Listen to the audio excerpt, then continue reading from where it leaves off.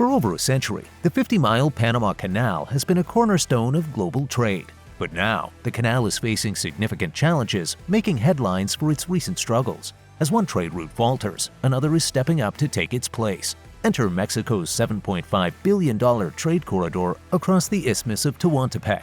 But why is Mexico investing such an enormous sum in this new route? And can it truly rival the Panama Canal? The story behind this bold move is fascinating and full of intrigue. Stick around until the end, you won't want to miss it. The Panama Canal. The Panama Canal's dominance over the years stems from its remarkable history since its completion in 1914. As the shortest route between the Atlantic and Pacific Oceans, it revolutionized global trade.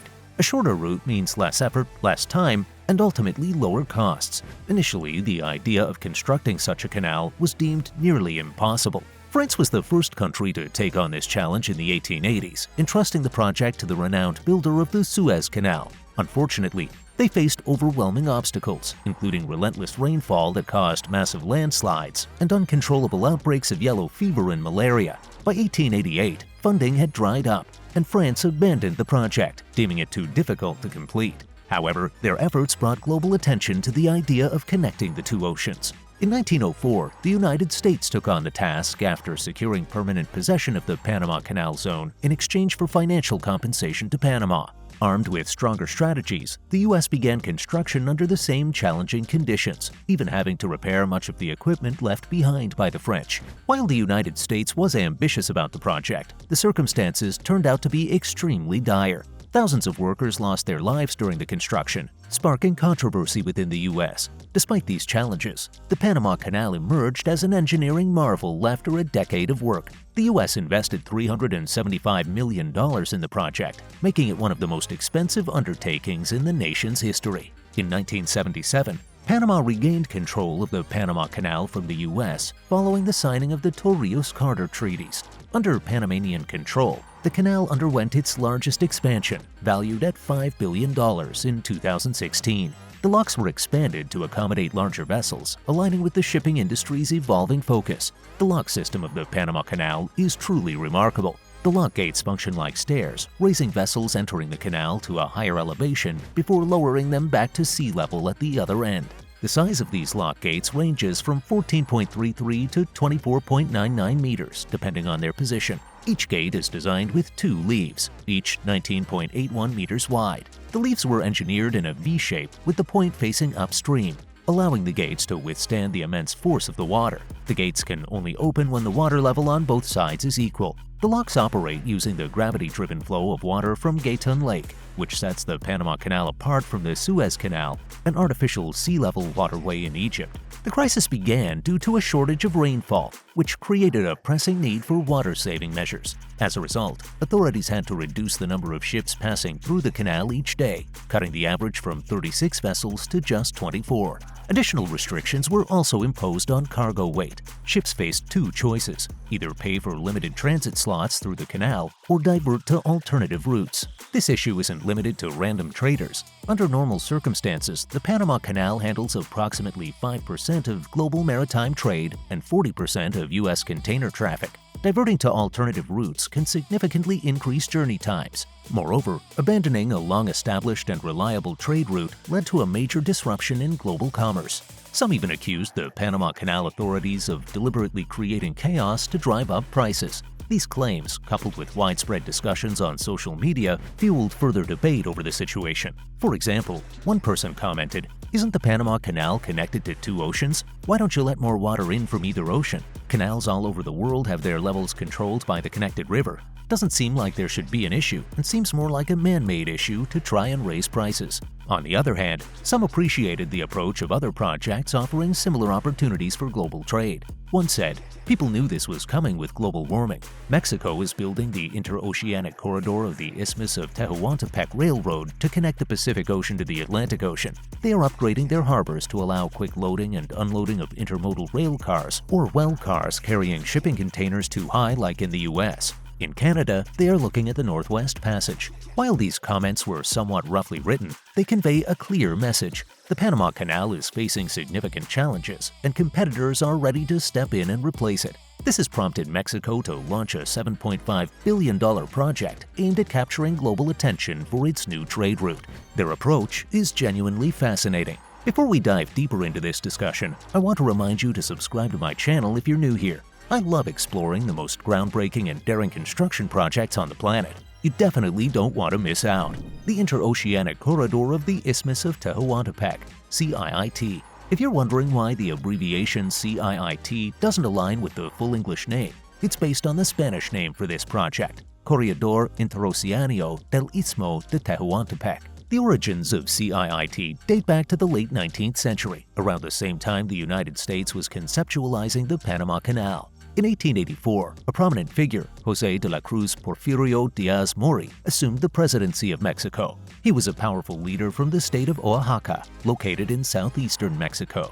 After taking office, Díaz proposed the idea of building a railway to connect the Atlantic and Pacific Oceans. While not widely recognized today, Mexico inaugurated this railway in January 1907, just a few years before the completion of the Panama Canal. It was named Tren Interoceánico. This railway addressed many of the potential challenges that the Panama Canal was expected to solve, and global traders quickly embraced it as an ideal option. Over the years, the railway handled substantial volumes of trade, solidifying Mexico's position as a central hub for global commerce and significantly boosting its economy. Unfortunately, Mexico's years of prosperity came to an end with the completion of the Panama Canal in 1914.